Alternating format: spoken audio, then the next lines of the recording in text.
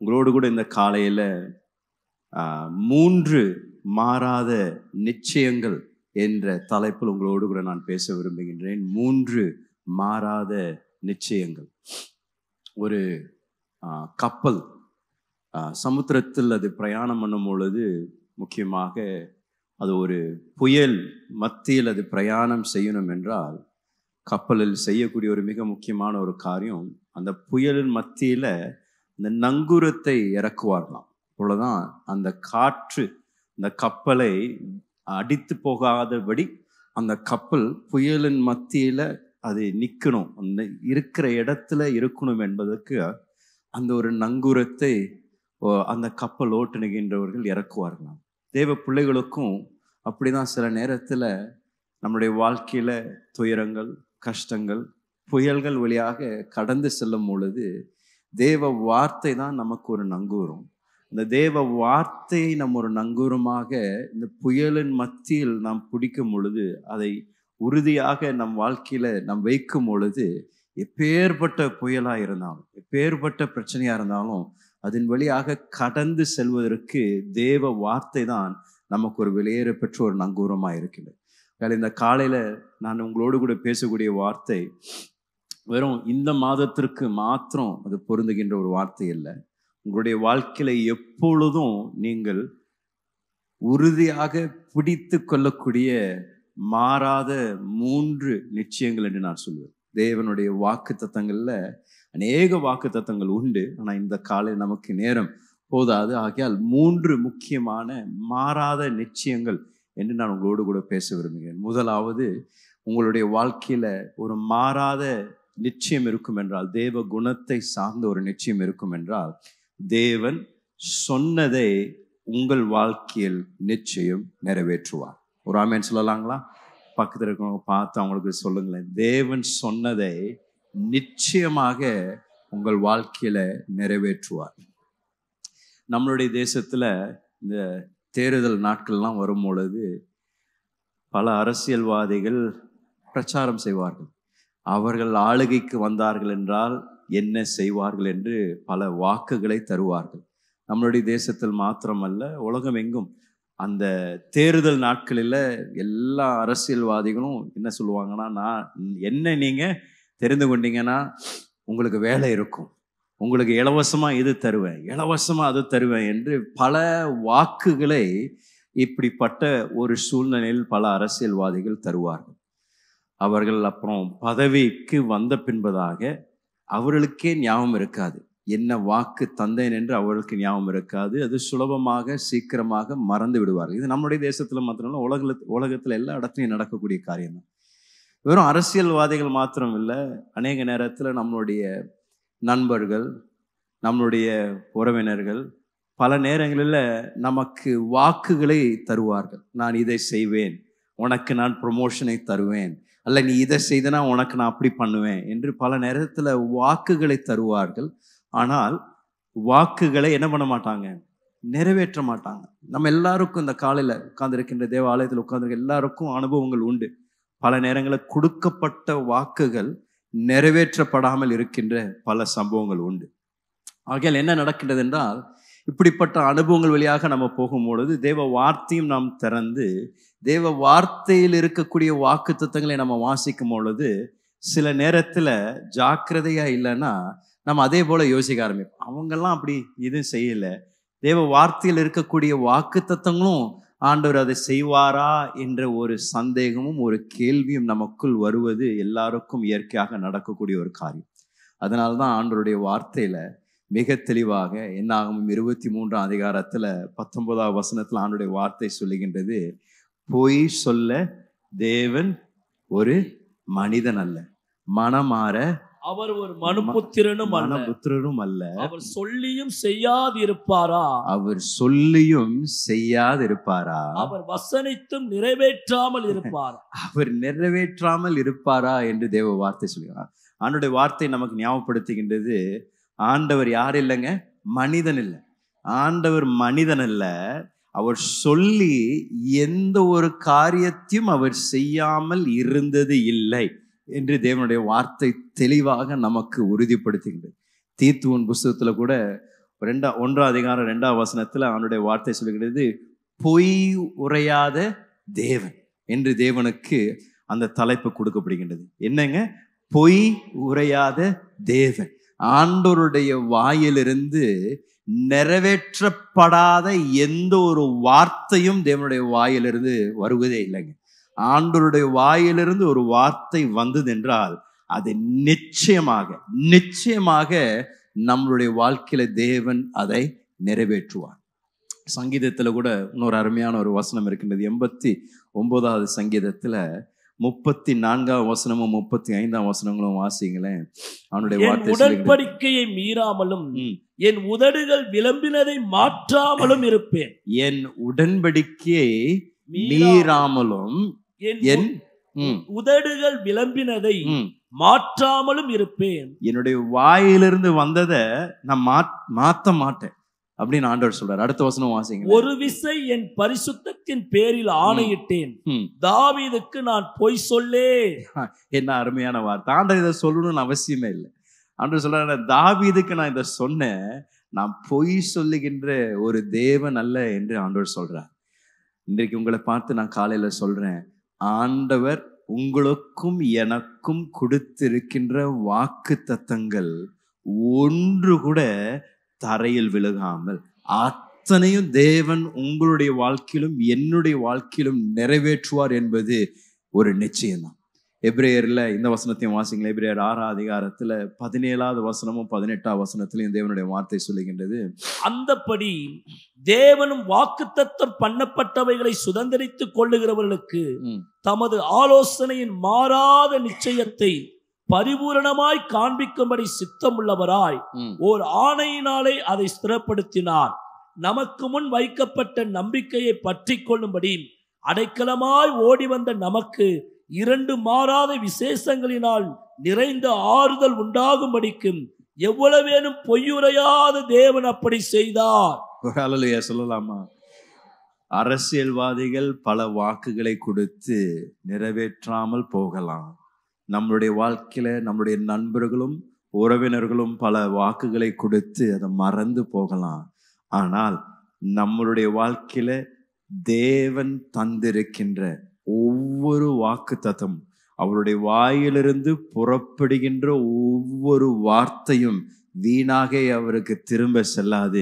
அதை எதற்காக அனுப்பப்பட்டதோ அதை நிச்சயமாக நிறைவேற்றியே தீரும் என்று சொன்ன வார்த்தையின்படி தேவன் உங்களுடைய வாழ்க்கையிலும் என்னுடைய வாழ்க்கையிலும் நிச்சயமாக அவருடைய வாக்கு தத்தங்களை நிறைவேற்றுவார். தேவன் வெறும் வாக்கு தத்தங்களை கொடுக்கின்ற தேவன் மாத்திரமல்ல, வாக்கு தத்தங்களை நிறைவேற்றுகின்ற தேவன். அவர் வெறும் சொல்றது, சில பேர் நிறைய காரியங்களை சொல்லுவாங்க, அது செய்வேன் இது செய்வேன் என்று பல வார்த்தைகளை சுலபமாக அவர்கள் சொல்லுவார்கள். ஆனால் ஆண்டவர் அப்படி இல்லை. அவர் என்ன சொன்னாரோ அதை நிச்சயமாக நம்முடைய வாழ்க்கையில நிறைவேற்றுவார். ஸோ ஆண்டருடைய வார்த்தைகள் வாக்கு தத்தங்கள் சொல்லும் பொழுது வேதாமத்தில் அநேக வாக்கு தத்தங்கள் உண்டு. அநேக வாக்கு இதெல்லாம் பார்ப்பதற்கு நிச்சயம் இந்த காலை போதாது. எவ்வளவு முறை நம்ம உட்கார்ந்து தேவ வார்த்தையை பார்த்தாலும் அதுக்கு நேரம் போதாது. நான் இன்றைக்கு 3 ஆண்டவருடைய வாக்கு தத்தங்களை இந்த மாதத்தில் நீங்கள் நிச்சயமாக அனுபவிக்கக்கூடிய 3 வாக்கு தத்தங்களை நான் உங்களுக்கு முன்பதாக வைக்க விரும்புகிறேன். ஸோ என்னுடைய முதல் குறிப்பு ஒரு குட்டி போட்டு 3 பாயிண்ட் கொடுக்க போறேன். சரிங்களா? ஸோ முதல் நிச்சயம், தேவன் சொன்னதை என்ன பண்ண மாட்டாரு, செய்யாமல் இருக்க மாட்டார். சொன்னதை நிச்சயம் செய்வார். அப்படின்னா இந்த மாதத்துல உங்களுக்கும் எனக்கும் ஆண்டோடைய வாக்கு தத்தங்களிலிருந்து 3 நிச்சய நம்பிக்கைகள், 3 நிச்சயமான தேவ வார்த்தைகள் இந்த மாதத்துல நீங்களும் நானும் அனுபவிக்க போறோம். முதலாவது நான் சொல்கின்றேன், முதலாவது வாக்கு தத்தம் என்னன்னா, நம்மை தேவன் கைவிட மாட்டார். ஒரு ஆமேன் சொல்லுங்களேன். நல்லாதான். தேவன் நம்மை விட்டு விலகவும் மாட்டார், கைவிடவும் மாட்டார். எபிரேயர் 13ஆம் அதிகாரத்துல 5ஆம் வசனத்தின் கடைசியில தான் ஆண்டவருடைய வார்த்தை சொல்லுகின்றது, நான் உன்னை விட்டு விலகுவதும் இல்லை, நான் உன்னை கைவிடுவதும் இல்லை. இந்த வாக்கு, நான் உன்னை விட்டு விலகுவதும் இல்லை கைவிடுவதும் இல்லை என்றது வேதாமத்துல பழைய ஏற்பாட்டிலும் புதிய ஏற்பாட்டிலும் கிட்டத்தட்ட 50 முறைக்கு மேலாக வருகின்றது. ஆனால் யோசிச்சு பாருங்க, எவ்வளோ ஒரு முக்கியமான ஒரு வாக்கு தத்துவம். ஆண்டவர் மீண்டும் மீண்டும் மீண்டும் மீண்டும் ஞாபகப்படுத்திக்கிட்டே இருக்கிறார். ஏன்னா நமக்கு எப்பொழுதும் இந்த பயம், சீக்கிரமாக வந்து விடுகின்றது.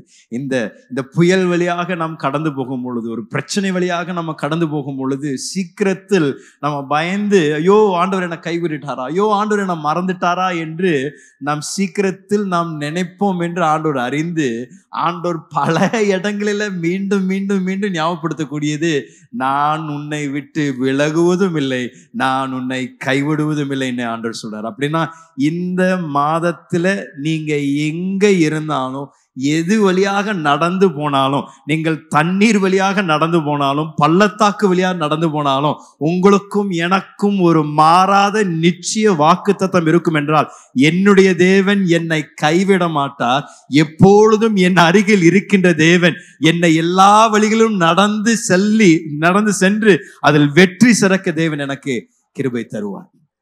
பக்கத்துல பார்த்து சொல்லுங்களேன், கைவிட மாட்டாருங்க ஆண்டவர், உங்களை கைவிட மாட்டார். உங்களை ஆண்டவர் மறக்கவில்லை. ஆண்டவர் அவருடைய உள்ளங்கையில் உங்களை வரைந்து வைத்திருக்கின்றார். உங்களையும் என்னையும் தேவன் நிச்சயமாக அவர் சொன்ன வார்த்தைகளை நிறைவேற்றும் அளவும் அவர் நம்மை கைவிட மாட்டாத தேவன். ஆமென். இரண்டாவது நான் சொல்லுவேன், நீங்கள் இந்த மாதத்துல உறுதியாக பிடித்து கொள்ளக்கூடிய இன்னொரு தேவனுடைய வார்த்தைகள், நிறைவேறக்கூடிய வார்த்தைகள் இருக்கும் என்றால், நான் சொல்லுவேன், ஆண்டவர் உங்களுக்கு இந்த மாதத்துல இளைப்பாறுதலை தருவார். என்னங்க? இளைப்பாறுதலை தருவார். அவனுடைய வார்த்தையில மத்தேயு 11:28 ஆண்டவர் சொல்றாரு, வருத்தப்பட்டு பாரம் சுமக்கின்ற எல்லாரும் என்னிடத்துல வாங்க, நான் உங்களுக்கு இளைப்பாறுதலை தருவேன் என்று ஆண்டவர் சொல்றார். பல நேரத்துல நம்ம இன்னைக்கு இந்த நியூஸ் பேப்பர்ல நீங்க படிச்சீங்கன்னா, அநேக வாலிப வயதுல, 30 வயதுல, 35 வயதுல அநேகர் அவங்களுடைய வேலை ஸ்தலத்தில் இருக்கின்ற அழுத்தத்தினால இன்றைக்கு பலர் மரித்து கொண்டிருக்கின்றார். அவங்களால அந்த ப்ரெஷர் தாங்க முடியல. அவங்க மேல வைக்கப்படுகின்ற அந்த டெட்லைன்ஸ், அவங்க மேல வைக்கப்படுகின்ற அந்த எதிர்பார்ப்புகளை அவர்கள் சந்திக்க முடியாத நிமித்தம், அவங்களால தாங்க முடியாத அந்த ஒரு அழுத்தத்து நிமித்தம் இன்றைக்கு பலர் மரித்து கொண்டிருக்கிறார். ஆண்டவர் சொல்றாரு, உனக்கு பாரம் இருக்கா? உன்னால சுமக்க முடியாத ஒரு பிரச்சனை இருக்கா? என் இடத்துல வா, நான் உனக்கு இளைப்பாறுதலை தருவேன் என்று ஆண்டவர் சொல்றாரு. இந்த காலையில நான் உங்களை பார்த்து சொல்றேன், அக்டோபர் மாதத்துல உங்கள் வேலை ஸ்தலத்தில் எப்பேற்பட்ட ஒரு டெட்லைன் கொடுத்திருந்தாலும், எப்பேற்பட்ட வேலையை உங்களுக்கு தந்திருந்தாலும், ஆண்டவர் உங்களுடைய எல்லா பாரங்களை லகுவாக்கி உங்களுக்கு இளைப்பாறுதலை தந்து இந்த மாதத்துல சுலபமாக நீங்கள் எல்லாவற்றையும் செய்து முடிக்க தேவன் உங்களுக்கு கிருபையை நிச்சயம் தருவார். ஒரு ஆமென் சொல்லுங்களேன். காலையில ஒரு நிமிடம் என்னோட கூட நல்ல ஒரு பெருமூச்சு எடுங்களேன். நல்ல நான் இன்னொரு தடவை, ஆண்டவர் உங்களுக்கு இந்த மாதம் முழுவதும் நல்ல அந்த பொறுமையோடு கூட, அந்த என்ன சொல்றது, சில நேரத்துல வீட்டுக்கு வரும்பொழுதுதான் நிறைய பேர் பெருமூச்சு விடுவாங்க, அப்பாடி அப்படின்வாங்க. ஏன்னா வீட்டுக்குள்ள வந்த பிறகுதான் அவங்களுக்கு நிம்மதி வருது. நான் சொல்றேன், நீங்க எங்க இருந்தாலும் ஆண்டவர் உங்களுக்கு நிம்மதியை தந்து உங்களை ஆண்டவர் சமாதானத்துல வைத்து இளைப்பாறுதலாக எப்பொழுதும் இருக்க தேவன் செய்வார். அப்படின்னா சோம்பேறியா இருக்க வைப்பார்னு நான் சொல்லலை. அப்படி ஆண்டவர் வார்த்தை சும்மா உட்காந்து போட்டு ஒன்றும் செய்யாமல் இல்லை. நீங்க செய்யக்கூடிய எல்லா காரியங்களுக்கு நல்ல விளைவுகள் வரும்படியாக தேவன் உங்களுக்கு கிருபையை தந்து அதை ஒரு இளைப்பாறுதலின் இடத்திலிருந்து செய்யும்படியாக தேவன் உங்களுக்கு கிருபை தருவார். அவர் நம்மை விசாரிக்கின்ற தேவனா இருக்கின்றபடியால நம்முடைய எல்லா கவலைகளையும், நம்முடைய எல்லா பாரத்தையும் என்ன பண்ணலாங்க, அவர் மேல சுமத்தி விடலாம். இந்த அக்டோபர் மாதத்துல நான் உங்களுக்கு சொல்ற ரெண்டாவது மிக அற்புதமான தேவனுடைய வாக்கு தத்துவம் நிச்சயம் இந்த மாதத்துல நிறைவேறக்கூடியது. ஆண்டவர் உங்களுக்கு ஒரு இளைப்பாறுதலை தருவார். நல்ல ஒரு இளைப்பாறுதலின் இடத்திலிருந்து ஆண்டவர் உங்களை ஒரு சமாதானத்தின் இடத்திலிருந்து உங்களை செயல்பட தேவன் உங்களுக்கு கிருபை தருவார். எனக்கு இந்த வார்த்தைகள் ரொம்ப பிடித்தது. சாலமோன் ராஜா அந்த புதிய ஆலயத்தை பிரதிஷ்டை செய்வதற்கு முன்பதாக அவர் ஜெபித்த ஜெபத்தில் இப்படியாக அவர் சொல்றார். 1 ராஜாக்கள் 8:56 வாசிங்களேன். தாம் வாக்குத்தத்தம் பண்ணினபடி எல்லாம் தம்முடைய ஜனமாகிய இஸ்ரவேலுக்கு இளைப்பாறுதலை அருளின கர்த்தருக்கு ஸ்தோத்திரம். அவர் தம்முடைய தாசனாகிய மோசேயை கொண்டு சொன்ன அவருடைய நல் வார்த்தைகளில் எல்லாம் ஒரு வார்த்தை ஆனாலும் தவறி போகவில்லை. ஒரு நல்ல ஒரு ஆமென் சொல்லுங்களேன். அவர் சொன்ன ஒரு வார்த்தையாவது தவறி போகவில்லை. அவர் தம்முடைய ஜனங்களுக்கு வாக்கு பண்ணியதை நிறைவேற்றுகிற தேவனாய் இருக்கின்றார். சோ முதலாவது என்ன சொன்னாங்க? ஆண்டவர் என்ன செய்வாரு? நமக்கு விலகுவதில்லை, நம்மை கைவிடுவதும் இல்லை, விலகுவதும் இல்லை. இரண்டாவது என்ன சொன்னாங்க? இளைப்பாறுதலை தேவன் உங்களுக்கு தருவார். மூன்றாவது, நீங்கள் உறுதியாக இந்த மாதம் பிடித்துக் கொள்ளக்கூடிய ஒரு வாக்கு தத்துவம், உங்களை ஆண்டவர் செழிக்க செய்வார். ஆண்டவர் உங்களை செழிக்க செய்வார். நீங்கள் என்னென்னலாம் செய்கின்றீர்களோ அதில் செழிப்பை தேவன் கட்டளையிடுவார் என்று நான் உங்களை பார்த்து சொல்றேன். இது இந்த மாதம் உங்களுக்கு நடக்கும். இது தேவ வார்த்தையின் நிச்சயம்.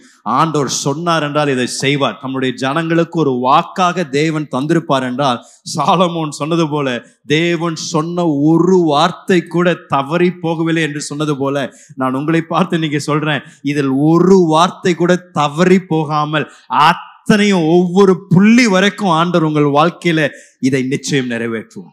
உபாகத்துல ஆண்டவர் சொல்றாரு, வாசிங்கள 30வது அதிகாரத்துல 9வது வசனம், உபாகம் 30:9, அப்பொழுது உனக்கு நன்மை உண்டாகும்படி உன் தேவனாகிய கர்த்தர் உன் கைகள் செய்யும் எல்லா வேலைகளிலும், உன் கற்பத்தின் கனியிலும், உன் மிருக ஜீவனின் பலனிலும், உன் நிலத்தின் கனியிலும் உனக்கு பரிபூர்ணம் உண்டாக செய்வார். பக்கத்துல பார்த்து சொல்லுங்க, பரிபூர்ண உண்டாக செய்வார். பரிபூர்ணம் உண்டாக செய்வார். எல்லாவற்றிலும், எதுல வேணாலும், நீங்க எங்க வேலை செய்து கொண்டிருந்தாலும், என்ன செய்தாலும், நீங்க வீட்டுல இருக்கக்கூடியவர்களா இருந்தா கூட ஆண்டவர் சொல்றாரு, எல்லாவற்றிலும் பரிபூர்ணத்தை அடைய நான் செய்வேன் ஆண்டவர் சொல்றாரு. இல்ல எனக்கு என்ன ஒரு ஆச்சரியமான காரியம்னா, ஆண்டவருடைய வாக்கு தத்தங்கள் நம்மை சார்ந்ததல்ல, அவருடைய குணத்தை சார்ந்ததா இருக்கு.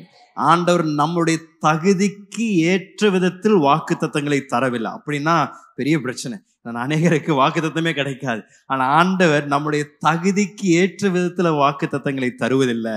அவருடைய குணத்திற்கு ஏற்ற விதத்தில் வாக்கு தத்தங்களை தந்து நம்மளுடைய வாழ்க்கையில் தேவன் நிச்சயமாக அவருடைய வாக்கு தத்தங்களை நிறைவேற்றுகின்றார். இதான் ஆண்டோடைய வார்த்தை. 2 திமோத்தியில 2வது அதிகாரம் 13ஆம் வசனத்துல ஆண்டோடைய வார்த்தை சொல்லுகின்றது, நாம் உண்மை இல்லாதவர்களாய் இருந்தாலும், வாசிங்களேன், நாம் உண்மை இல்லாதவர்களாய் இருந்தாலும் அவர் உண்மை உள்ளவராய் இருக்கிறார், அவர் தம்மை தான் மறுதலிக்க மாட்டார். அவர் சொல்றார், நாம் உண்மையா இல்லைன்னா கூட அவர் என்னவா இருக்க மாட்டாரு? உண்மை உள்ளவராய் இருக்கிறார். எப்பொழுதும் உண்மை உள்ளவராய் இருப்பார்.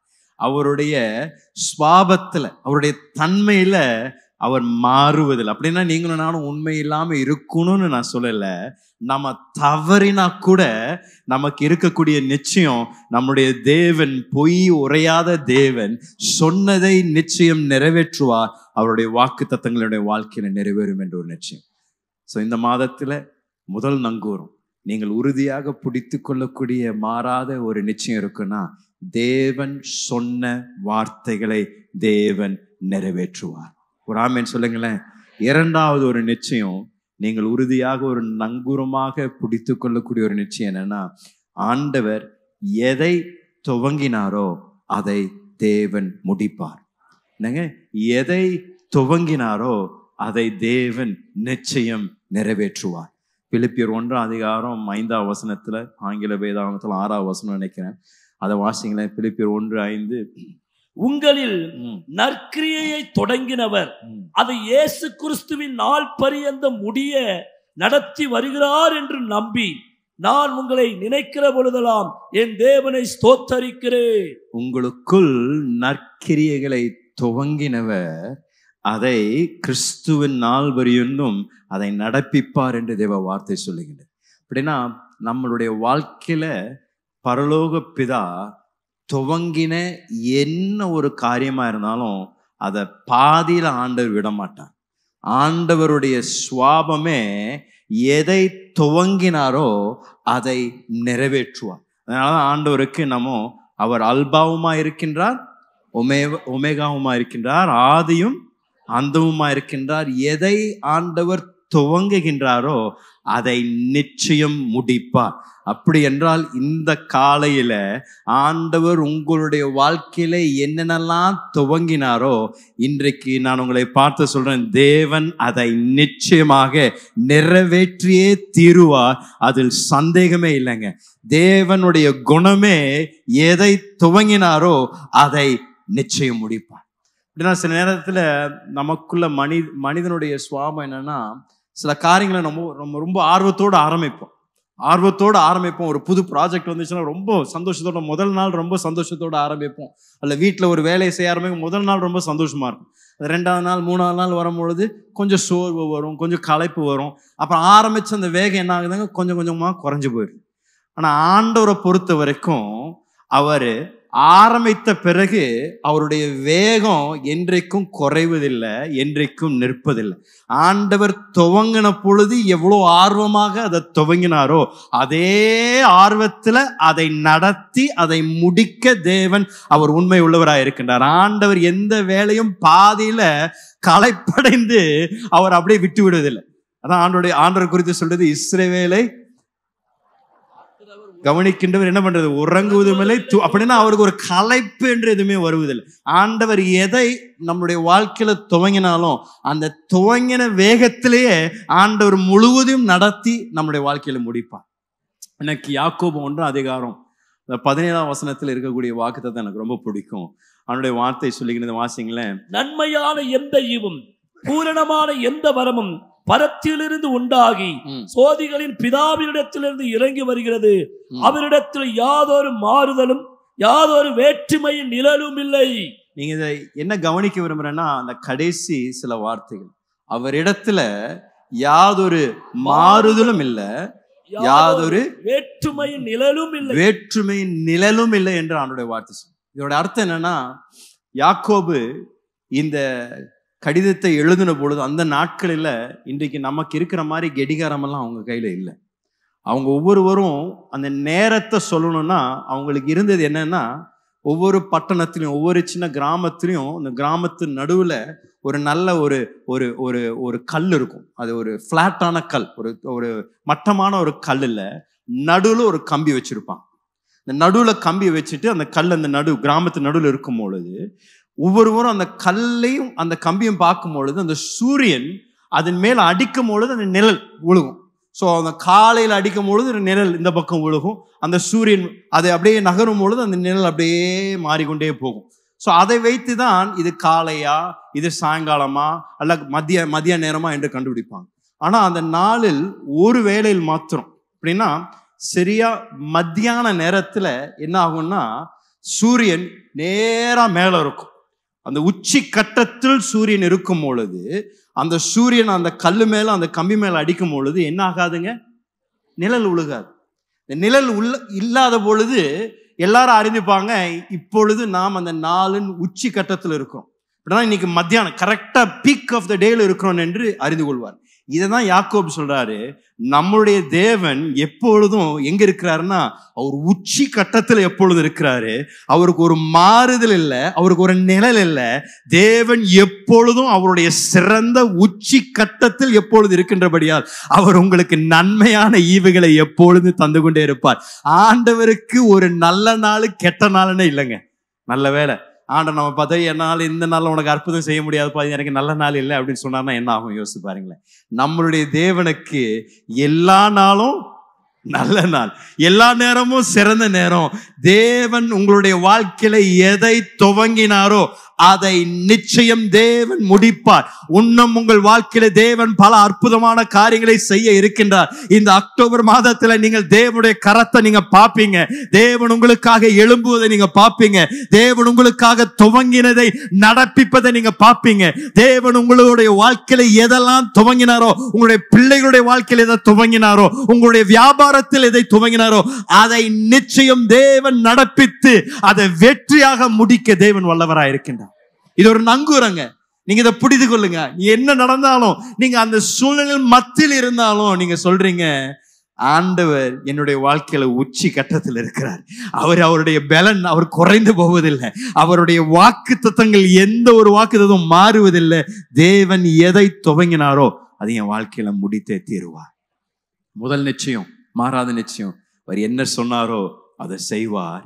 இரண்டாவது, என்ன துவங்கினாரோ அதை முடிப்பார். மூன்றாவது, நான் உங்களுக்கு சொல்ல விரும்பினது, சகலத்தையும் நன்மைக்கு ஏதுவாக தேவன் உங்கள் வாழ்க்கையில முடிப்பார். சகலத்தையும் நன்மைக்கு ஏதுவாக தேவன் உங்கள் வாழ்க்கையில முடிப்பார்.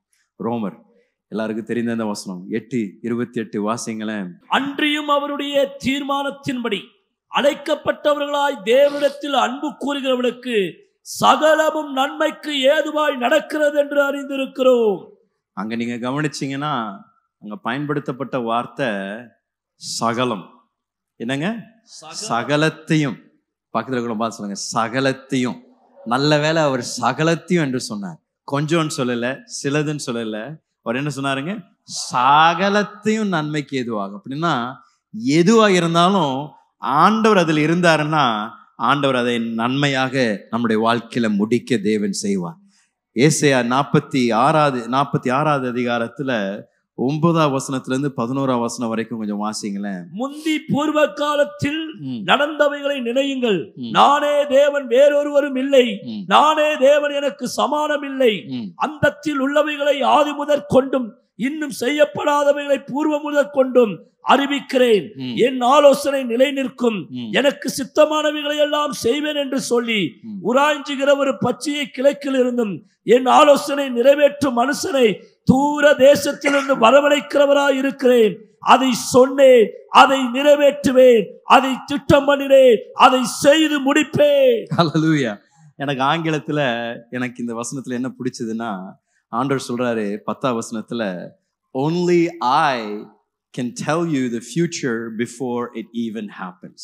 நடப்பதற்கு முன்பதாகவே என்ன நடக்கும் என்று சொல்லக்கூடிய அதிகாரம் எனக்கு மாத்திரம்தான் உண்டு என்று ஆண்டவர் சொல்றார். அப்படின்னா இன்றைக்கு உங்களுடைய வாழ்க்கையில என்ன சம்பவித்து கொண்டிருந்தாலும் ஆண்டவருக்கு அது எப்படி முடியும் என்று ஆண்டவர் அறிந்திருக்கின்றார். சில நேரத்துல அந்த சூழ்நிலையில் மத்தியில் இருக்கும் பொழுது, அது கடினமா இருக்கும் பொழுது, அது பயங்கர பிரச்சனை நிறைந்து இருக்கும் பொழுது, இது நன்மையாக முடியுமா என்று நம்மளுடைய இருதயத்துல கேள்வி எழும். இது எப்படிங்க நன்மையில முடியும்? இது எப்படிங்க எனக்கு சாதகமாக மாறும் என்று நீங்க கேட்கலாம். ஒருவேளை நீங்க இன்றைக்கு சந்தித்து கொண்டு இருக்கின்ற உங்களுடைய பிரச்சனை இல்ல, நீங்க ஒருவேளை உங்க இருதயத்துல உங்களுக்கு ஒரு கேள்வி இருக்கலாம், பாஸ்டர் இது எப்படி எனக்கு நன்மையா மாறும்? இப்ப நான் போய் கொண்டு இருக்கின்ற அந்த பிரச்சனை அவ்வளோ மோசமா இருக்கு, அவ்வளோ ஒரு கேடு இருக்கு, எப்படிங்க இதை ஆண்டவர் நன்மையாக மாற்றுவார்? நான் சொல்றேன், மனிதனால் கூடாது, தேவனால் கூடும். நிச்சயமாக என்னவா இருந்தாலும் ஆண்டவர் உங்கள் வாழ்க்கையில சாத்தானுடைய என்ன செயலா இருந்தாலும் அதை நன்மைக்கு ஏதுவாக தேவன் மாற்ற அவர் மாத்திரம்தான் வல்லவராய் இருக்கின்றார். யோசேப்புடைய வாழ்க்கையை எடுத்துக்கொள்ளுங்களேன். சின்ன வயதுல ஆண்டவர் அவனுக்கு சொப்பனங்களை தராரு, எப்படி அவன் வாழ்க்கை இருக்குன்னு சொல்லி சின்ன வயதுல அவனுக்கு சொப்பனங்கள் தராரு. அவரும் சொப்பனங்களை கண்டு ஆண்டவர் இதெல்லாம் செய்ய போறா என்று எதிர்பார்க்கிறாரு. ஆனா அதற்கு பின்பதாக ஒன்று பின்னு பிரச்சனை பிரச்சனை பிரச்சனை. அவர் அந்த குழியில இருக்கும் பொழுது, அவர் அந்த சிறைச்சாலை இருக்கும்போது இன்னும் யோசிச்சிருப்பாரு, என்னங்க எப்படிங்க என் வாழ்க்கையில ஆண்டவர் சொன்னதை நிறைவேற முடியும்? ஆண்டவருடைய நேரம் வந்த உடனே ஆண்டவர் அழகாக காரியங்களை கைகூடி வர செய்து ஆண்டவர் தீமையை நன்மையாக யோசேப்பின் வாழ்க்கையில மாற்றினார். உங்கள் வாழ்க்கையிலும் தேவன் இதை மாற்ற வல்லவராய் இருக்கின்றார். இந்த கதை புஸ்தகங்கள் இருக்குல்ல, சில நேரத்துல சில கதை புஸ்தகங்கள் வாசிப்பது ரொம்ப சுவாரஸ்யம். இந்த கதை புஸ்தகங்களை நீங்க வாசிக்கும் போது முதல் நீங்க என்னன்னா ஆரம்பத்துல இருந்து முடிவு வரைக்கும் வாசிக்கணும். இப்படி வாசிக்கும் போது ஒரு நல்ல ஒரு கதை புஸ்தகமா இருந்ததுன்னா, இந்த நடு பகுதிக்கு வரும்பொழுது, இந்த கதையின் நடுவுக்கு வரும் பொழுது நமக்குள்ள ஒரு ஒரு ஒரு ஒரு துடிதுடிப்பு, ஐயோ என்ன ஆக போகுது, இவருக்கு விடுதலை வரப்போதா, இவருக்கு இது நடக்க போதா, அப்படி நடக்க போதா என்று. ஏன்னா அவங்க கதை எழுதுறவங்க அந்த பிரச்சனைகள்லாம் அப்படியே பெருசுப்படுத்திக்கிட்டே வருவாங்க. ஸோ நீங்க அதை வாசிக்க நடுவில் வரும்பொழுது என்ன நடக்கும்னு தெரியாம பதற்றம் அடையும். அப்புறம் வாசிக்க அப்புறம் எல்லாமே சால்வ் ஆகி கடைசியில வெற்றியா முடிக்குது. ஆனா அதே கதை புஸ்தகத்தை நீங்க எடுத்துட்டு முதல் அதிகாரத்தை நீங்க வாசித்துட்டு அப்புறம் கடைசி அதிகாரத்தை வாசிட்டீங்கன்னா நடுவுல என்ன நடந்தாலும் என்ன பிரச்சனை இல்லைங்க, ஒரு பிரச்சனையும் இல்லை. ஏன்னா என்னன்னா உங்களுக்கு தெரியும் எப்படி கதை முடியுது. ஸோ ஆரம்பத்தை நீங்க வாசித்துட்டு முடிவை வாசிட்டீங்கன்னா அந்த கதை புஸ்தகத்துல நடுவுல என்ன சம்பவித்தாலும் அந்த கதையில அதுக்கு ஒரு பொருட்டே இல்லை. ஏன்னா உங்களுக்கு கடைசி அதிகாரத்துல என்ன எழுதியிருக்குன்னு தெரியும். உங்களுக்கும் எனக்கும் ஆண்டவர் ரகசியத்தை ஏற்கனவே வெளிப்படுத்திட்டார். ஆண்டவர் உங்களுக்கும் எனக்கும் என்ன பண்ணிட்டாருங்க, எல்லாம் எப்படி முடியும்னு ஆண்டவர் சொல்லிட்டார். இது உங்களுக்கும் எனக்கும் கொடுக்கப்பட்ட ரகசியம். அப்படின்னா நீங்க இன்னைக்கு எப்பேற்பட்ட சூழ்நிலையா இருந்தாலும் நீங்க என்ன ஞாபகம் வச்சுக்கணும்னா, வரும்பொழுது கடைசியில ஆண்டவர் எப்படி இந்த கதை முடியும் என்று எனக்கு ஏற்கனவே வெளிப்படுத்திட்டாரு. ஆண்டவர் சொல்லிட்டாரு, நீதிமானுக்கு நிச்சயம் பலன் உண்டு, நீதி செய்யாதவனுக்கு நிச்சயம் நியாய தீர்ப்பு உண்டு, எல்லாவற்றையும் தேவன் நேர்த்தியாக முடிப்பேன் என்று வெளிப்படுத்தல் புத்தகத்துல சொல்லிட்டாரு. அதனால இன்னைக்கு என்ன வந்தாலும் என்ன நடந்தாலும் எனக்கு ஒண்ணு தெரியும், நாளைக்கு எல்லாம் முடியும் பொழுது வெற்றியில் தான் முடியும். என் தேவன் தோல்வி அடைய மாட்டார். என் வாழ்க்கையில நான் அவரை பின்பற்றனால எனக்கும் தோல்வி இல்லை. ஆண்டவர் சகலத்தையும் என் வாழ்க்கையில நன்மைக்கு ஏதுவாக முடித்தே தீர்வார். இன்னைக்கு எப்பேற்பட்ட பிரச்சனையா இருந்தாலும் எனக்கு இருக்கிற நிச்சயம் சகலத்தையும் ஆண்டவர் நன்மைக்கு ஏதுவாக முடித்து தீருவார். ஏன்னா நான் அந்த கடைசி அதிகாரத்தை நான் படித்துட்டேன். கடைசியில எப்படி இந்த கதை முடியுதுன்னு எனக்கு தெரியும். ஆகையால் நான் இப்பொழுது எப்பேற்பட்ட புயலா இருந்தாலும் பிரச்சனையா இருந்தாலும் பள்ளத்தாக்கா இருந்தாலும் நான் தைரியமாக நடப்பேன். ஏன்னா எனக்கு தெரியும் விடுதலை நிச்சயம், வெற்றி நிச்சயம். இந்த கதை முடிவில் எனக்கு வெற்றி உண்டு, எனக்கு ஒரு கிரீடம் இருக்கின்றது என்று எனக்கு தெரிந்தபடியால் நான் சந்தோஷத்தோடு கூட இப்பொழுது நடப்பேன். நான் உங்களை பார்த்து இந்த காலையில சொல்றேன், இந்த மாதம் முழுவதும், இந்த மாதம் மாத்திரம் நான் சொன்ன மாதிரி உங்க வாழ்க்கையில மாறாத இந்த 3 நிச்சயங்களை எப்பொழுது ஒரு நங்கூரமாக பிடித்துக் கொள்ளுங்க. சொன்னதை தேவன் நிறைவேற்றுவார். அவருடைய வார்த்தை ஒண்ணு கூட மாறாது. அவர் சொன்ன வார்த்தைகளை தேவன் நிச்சயமாக உங்களுடைய வாழ்க்கையிலும் என்னுடைய வாழ்க்கையிலும் தேவன் நிறைவேற்றியே தீருவார். எதை துவங்கினாரோ அதை தேவன் அற்புதமாக முடிப்பார் நம்முடைய வாழ்க்கையில். 3வதாக சகலத்தையும் நன்மைக்கு ஏதுவாக தேவன் நம்முடைய வாழ்க்கையில திருப்புவார். எழுமி நிலங்களை உங்களோடு கூட நான் ஜெபிக்க விரும்புகிறேன். இந்த 3 நிச்சயங்களை உங்களுடைய வாழ்க்கையில இந்த மாதத்துல அனுபவிக்க தேவன் உங்கள் ஒவ்வொருவருக்கும் கிருபை தருவாராக. இன்றைக்கு நீங்கள் ஒருவேளை கலக்கத்தோடு கூட அக்டோபர் மாதத்தை நீங்க பார்த்து கொண்டிருந்தீங்கன்னா, இன்றைக்கு விசுவாசம் உங்களுடைய இருதயத்தை நிரப்புவதாக, நம்பிக்கை உங்களுடைய இருதயத்தை நிரப்புவதாக. என் தேவன் எனக்காக யாவற்றையும் செய்வார். எனக்காக தேவன் என்ன துவங்கினாரோ அதை நிச்சயம் நிறைவேற்றுவார். தேவனுடைய வாழ்க்கையில காரியங்களை மாறுதலாக முடிய தேவன் எனக்கு செய்வார் என்ற ஒரு நம்பிக்கை. கைகளை உயர்த்தி ஒரு சில நிமிடங்கள் அவரை பார்த்து நன்றி சொல்லுங்களேன். ஆண்டவரே, உங்களுடைய வாக்கு தத்தங்கள் எவ்வளவு அற்புதமானது. ஆண்டவரே, எனக்கு நீங்க எவ்வளவு அற்புதமான வாக்கு தத்தங்களை தந்திருக்கிறீங்க. நான் அதுக்கு தகுதி இல்லை ஆண்டவரே. இது என்னுடைய குணத்தை சார்ந்ததல்ல, என்னுடைய தகுதியை சார்ந்ததில்லை, உண்மை சார்ந்ததா இருந்ததுனால நன்றி ஆண்டவரே. இந்த காலை வேளையில உம்முடைய பிரசன்னத்தில் நின்று கொண்டிருக்கிற ஒவ்வொரு தேவ பிள்ளைக்காக நான் ஜெபிக்கிறேன் ஆண்டவரே. இந்த அக்டோபர் மாதம் அற்புதமாக அற்புதமாக அற்புதமாக ஒவ்வொருவரையும் நடத்துங்க நான் ஜெபிக்கிறேன் ஆண்டவரே. நீர் அவருடைய வாழ்க்கையில கொடுத்திருக்கின்ற இந்த வாக்கு தத்தங்கள் ஒவ்வொன்றும் ஒவ்வொன்றும் ஒவ்வொன்றும் அவருடைய வாழ்க்கையில நிறைவேறுவதாக இயேசுவின் நாமத்தினால. நீங்க சொன்னீங்களா ஆண்டவரே, நான் உன்னை விட்டு விலகுவதும் இல்லை, நான் உன்னை கைவிடுவதும் இல்லை என்று சொன்னீங்களா ஆண்டவரே. ஒவ்வொருவருடைய கரத்தை இன்றைக்கு கெட்டியாக பிடித்துக் கொள்வதற்காக நன்றி ஆண்டவரே. இந்த மாதம் முழுவதும் எங்களோடு கூட நடக்கின்ற தேவனா இருப்பதற்காக நன்றி ஆண்டவரே. இந்த மாதம் எங்களுக்கு இளைப்பாறுதலை நீர் தருவதற்காக நன்றி ஆண்டவரே. இளைப்பாறுதலோடு கூட நாங்கள் எல்லா வேலைகளை செய்வதற்காக நன்றி ஆண்டவரே. எங்களோடு கூட இருக்கின்ற தெய்வமே, இந்த காலையில எங்களுடைய வாழ்க்கையில் நீர் துவங்கியதை அற்புதமாக நடத்தி முடிப்பதற்காக நன்றி ஆண்டவரே. ஒவ்வொருடைய வாழ்க்கையில முன்னும் நீர் செய்ய வேண்டிய அற்புதங்கள் அநேகம் உண்டு, நீர் செய்ய வேண்டிய அற்புத செயல்கள் அநேகம் உண்டு. வரக்கூடிய நாட்களில உம்முடைய ஜனங்கள் அதை காண்பார்களாக, தேவ மகிமையை காண்பார்களாக. இந்த அக்டோபர் மாதத்தில் தேவன் அவர்களுக்காக எழும்புவதை காண்பார்களாக ஆண்டவரே. ஒவ்வொருவரையும் ஆசீர்வதிங்க. இந்த காலையில தேவனுடைய விசேஷித்த பலன் ஒவ்வொருவரையும் நிரப்புவதாக, சமாதானம் ஒவ்வொருவரையும் நிரப்புவதாக. இந்த மாதம் வெற்றி சிறக்கின்ற மாதமா இருப்பதாக.